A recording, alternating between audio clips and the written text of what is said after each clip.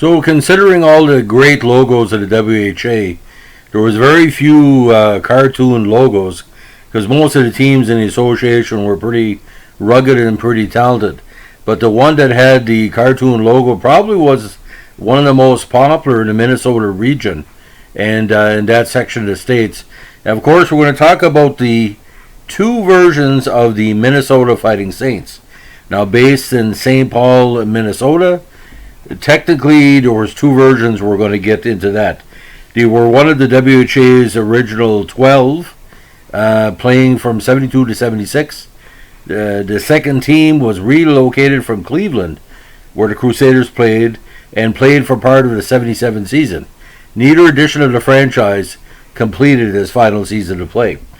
Now, founded November 71, the first Fighting Saints team played four seasons, well, not four full seasons, beginning in 1972 under the ownership of 9 local businessmen. St. Paul attorney Wayne Belisle eventually purchased the team late in the 74 season. Belisle was the frontman for a group of owners that included Jock Irvine. The Saints' first game before 3 loss to Winnipeg Jets was played October 13, 1972 at the St. Paul Auditorium. The team moved to the new St. Paul Civic Center, which opened in January 73. The first game in the new arena on January 1st, 73 was a 4-4 overtime tie with the Houston Aeros. Now, the team's colors were royal blue, white, and gold. The name was taken from the original St. Paul Saints of Central Hockey League, who had used the nickname Fighting Saints in promotional material. The team originally had 3 sets of jerseys, white, blue, and gold, all bearing the Saints S logo in the front with the word Saints across the middle of the S. The gold jerseys were rarely used and were worn only in the first season. When the Saints left the St. Paul Auditorium for the new Civic Center on January 1st, 73, the familiar Little Saint logo replaced the S on the white and blue jerseys. While the halo was part of the team's Little Saint logo in promotions and advertising, it was never used on the jersey, which kind of makes no sense. Now, at the outset, the Saints had a policy of favoring local players, with the 73 roster featuring no fewer than 11 athletes who were born in Minnesota or at least American citizens. As in the case of former Team USA players Keith Christensen, George Connick, and Carl Wetzel. This was also unheard of in the early 70s when the few NHL or WHA teams had even a single American player. In fact, one of the players the Saints selected in the inaugural 72 draft was Wendell Anderson, a former star defenseman at the University of Minnesota and a member of the silver medal winning Team USA squad at the 1956 Winter Olympics. Anderson said he was flattered, but he chose not to join the Saints, instead stuck to his day job as governor of Minnesota.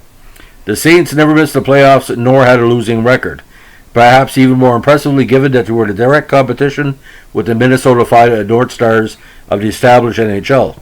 The Fighting Saints always drew more fans than the WHA average. On a few occasions, the Saints drew more attendance than their local NHL rivals. They also boasted a handful of expensive marquee players, such as former Maple Leaf Mike Walton, again former Maple Leaf Dave Keelan, and former Bruin Johnny McKenzie. Eventually, it was the team's high payroll that largely contributed to his demise, as it was an expense that even the above-average WHA gate receipts could not meet. More critically, due to lack of marketable star in Gordie Howe or Bobby Hull, the Saints were unable to secure a lucrative television deal that could have relieved their growing financial woes. In 1976, the Saints had a 30-25-4 record and were second in the West behind the Aeros when he ceased operations because of financial struggles. Saints officials announced on December 31st, 75 that the team was bankrupt and the players would continue to play without pay. Belisle's group withdrew its backing at the start of the season. A permanent buyer was never found, and the players received one paycheck in the final 2 months. The Fighting Saints' last game was played February 25th, 76 at the Civic Center, a 2-1 overtime loss to the San Diego Mariners in front of an announced crowd of 6,000. The decision to fold the franchise occurred February 28, 76 in the lobby of the Minneapolis-St. Paul International Airport, moments before the team were scheduled to board a flight to Cincinnati for a game that night. After the NHL's California Golden Seas moved to Cleveland to become the Cleveland Barons, The WHA's Cleveland Crusaders moved to St. Paul for the 76-77 season, which led to the second team. Like their predecessors, the second version of the Saints, called the New Fighting Saints, with a different color scheme, in advertising and promotional material, had a winning record through the first 42 games, but owner Nick Maletti was unable to sell the team to local buyers. The New Fighting Saints played their final game on January 14, 1977, a 9-5 home win over the Indianapolis Racers. The franchise officially folded on January 20th, 1977. The team's logos and uniforms were identical to the first team's, but with scarlet replacing royal blue. Ted Hampson was the Saints captain in their first 4 seasons. In the final season, Ron Ward was the team captain, replaced on December 28, 1976. Among the Saints' notable players in their brief history were Wayne Connolly, the team's career scoring leader, Mike Walton, Mike Antonovich, Ted Hampson, Hockey Hall of Famer Dave Keon, Johnny McKenzie, and someone who I've interviewed and find him a great guy, Rick Smith, as well as Tufts guys Jack Carlson, Gordy Gallant, our infamous and famous player for New Brunswick, Kurt Brackenberry, Bill Butters, and Paul Holmgren, and goalies Mike Curd and John Garrett. In the 74 WHA semifinals against Houston, controversial forward Bill Goldie Goldthorpe played 3 games for the Fighting Saints, compiling no points and 25 penalty minutes. The 77 movie Slapshot featured a wild player named Ogie Oglethorpe, based on Goldthorpe. Also, veteran NHL coach Bruce Boudreau made his professional debut with the Saints, playing 30 games in the 76 season with 3 goals and 6 assists. Boudreau later became a key player with the Maple Leafs and head coach of the Capitals and the Ducks. On May 7, 2016, Boudreau was ironically named head coach of Minnesota Wild, who played the XL Energy Center, would rest on the site of the Saints' former arena, the St. Paul Civic Center. Now, with executives and staff, Glenn Somnor was the Saints general manager throughout the history. Somnor coached the Saints for the first part of their first season.